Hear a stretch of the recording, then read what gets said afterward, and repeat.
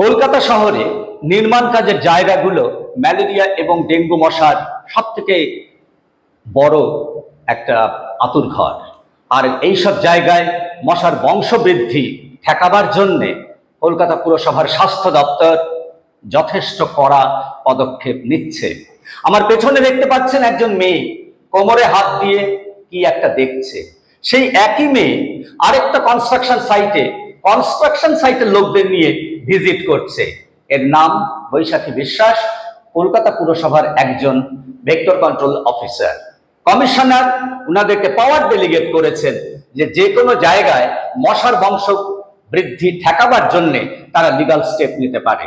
Construction সাইটের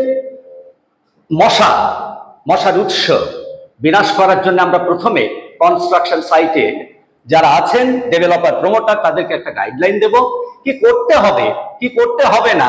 সেই নির্মাণ কাজের জায়গাকে মশামুক্ত রাখার জন্য এইসব উপদেশগুলো থাকবে ওই গাইডলাইনে। গাইডলাইন মেনে কাজ না করলে একটা 496A নোটিশ আপনাদের ধরানো হবে।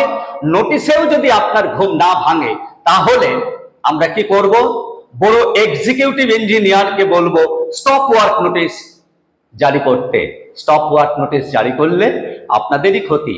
আপনাদের কনস্ট্রাকশন বন্ধ হলে লেবাররা যা আছে তারা চলে যাবে, খুঁজে পাবেন না, প্রচুর টাকা অপচয় হবে। সুতরাং নিজেদের দেখে রাখুন, শহরবাসীকে দেখে রাখুন, নির্মাণ কাজের জায়গাগুলোকে মশামুক্ত রাখুন। নমস্কার।